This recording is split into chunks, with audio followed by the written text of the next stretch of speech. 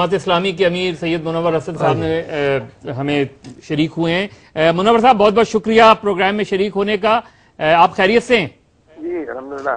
मुनव्वर साहब, ये बताइए कि आपको क्या लग रहा है, जमीयत उलमा इस्लाम हुकूमत से अलहदा होगी? ये तो इल्म गैब के मसाइल हैं और जमीयत उलमा इस्लाम की क़यादत ही इस बारे में कोई बात बता सकती है, लेकिन ये कि जो मजबूरी हालात हैं और जो उनका ट्रैक रिकॉर्ड है उसके लिहाज से मुझे नहीं लगता कि वो हुकूमत से अलहदा होंगे। और अगर हुकूमत से अलहदा नहीं हुई तो मुत्तहिदा मजलिस अमल की बहाली भी आपको नहीं नजर आ रही? देखिए ना, एक मुत्तहिदा मजलिस अमल तो वो है जिसके टिकट पर और जिसके निशान पर जमीयत उलमा इस्लाम ने इलेक्शन लड़ा था और वो उसी बुनियाद पर उसी नाम से वहां पर मौजूद है, तो उनकी मुत्तहिदा मजलिस अमल तो सही सलामत मौजूद है, उनके पास जेब में है उनकी। लेकिन मुनव्वर साहब, अभी सुब्रो साहब, आप शरीके गुफ्तगू नहीं थे। सुब्रो साहब से जब बात हुई तो उन्होंने इब्तिदा में ये बात की कि जमात इस्लामी के उस वक्त के जो अमीर थे, जो एमएमए की मीटिंग हुई थी उसमें 2008 के इलेक्शन के हवाले से ये बात हुई थी कि अगर मेजॉरिटी फैसला होगा तो उसे माना जाएगा।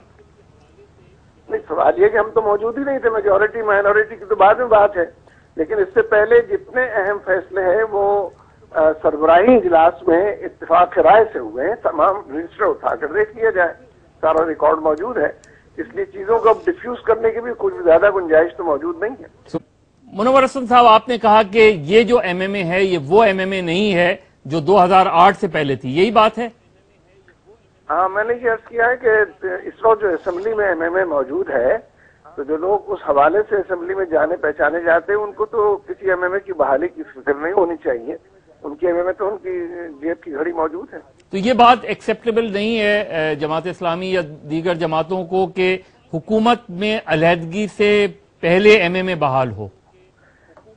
मेरा ख्याल है कि ये दोनों बातें इररेलेवेंट हैं। असल मसला ये है कि कोई ऐसी जगहसाई का मौका नहीं देना चाहिए एमएमए को कि आधी एमएमए गो अमेरिका गो की तहरीक चला रही हो और बकिया आधी जो है वो अमेरिकी हिमायत याफ्ता हुकूमत की गोद में बैठी हो। साहब, वो कहते हैं हम असेंबली के अंदर ही आवाज उठाते हैं, आप असेंबली के बाहर आवाज उठाते हैं, पीपल्स पार्टी बयान की हद तक आवाज उठाती है। ये तो हमारे साथ आवाज उठाते हैं हम पार्टी की हुकूमत तो इन्हीं की मरहून मिन्नत है, उसको तो अक्सरियत हासिल नहीं है कि वो हुकूमत बना सके।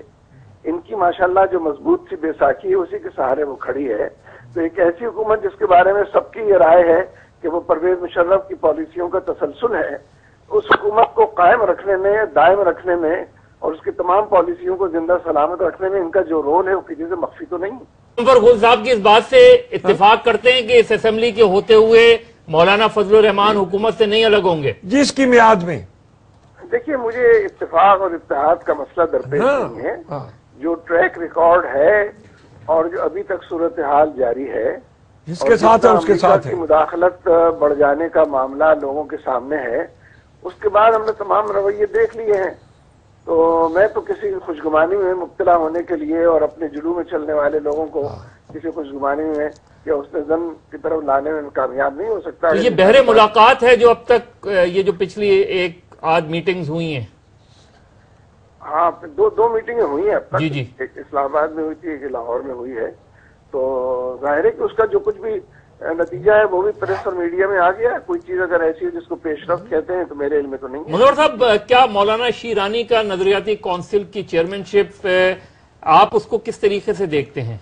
अगर ये असल में इस हुकूमत के होते हुए आप किसी को कहीं पर भी बिठा दें, खुद उनके अपने बुजुर्ग की जो परफॉर्मेंस है पीपल्स पार्टी के, जो डिलीवर जितना वो कर रहे हैं, जितनी रोटी कपड़ा मकान उन्होंने दिया है, जितनी लाकानूनियत को कंट्रोल दिया है, इसलिए उसके अंदर अगर किसी अच्छे भले आदमी को किसी अच्छी बड़ी जगह को भी आप बिठा देंगे तो मैं नहीं समझता कि वो गवर्न करने की और डिलीवर करने की सलाहियत से आरास्ता पैरास्ता होंगे। तो इसलिए बुरे निजाम के अंदर और बुरे गवर्नेंस के अंदर, बैड गवर्नेंस के अंदर कोई अच्छे गवर्नेंस के जजीरे नहीं तलाश किए जा सकते। सुब्रो साहब, खारजा पॉलिसी में कोई तब्दीली नजर आएगी आपको? आ रही है?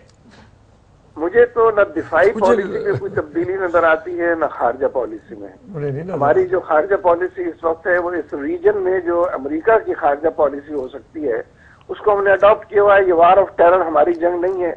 ये अफगानिस्तान में एक दोस्त हुकूमत को हटाकर एक दुश्मन हुकूमत को कायम करना, یہ ہماری خارجہ پالیسی نہیں ہو سکتی.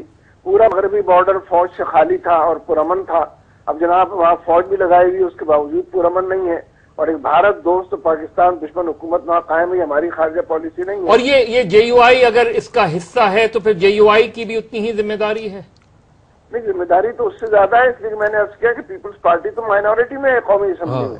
اگر ان کی بیساکھی میسر نہ ہو اس کو تو وہ ایک دن کھڑی نہیں رہ سکتی. تو ان کا تو بڑا احسان ہے پیپلز پارٹی پر کہ انہوں نے اس کو حکومت کے اندر برقرار رکھا ہوا ہے. جی بات یہ ویسے تو ہے یہ بات بڑی اہم ہے کہ ہمارے مطالبات نہ مانے گئے تو ہم علیحدہ ہونے میں مجبور ہوں گے، لیکن اس کی مدت کا تعین نہیں ہے کہ 2 سال نہ مانے جائے، 3 سال نہ مانے جائے، 5 سال. کوئی مدت تو ہونی چاہیے نا.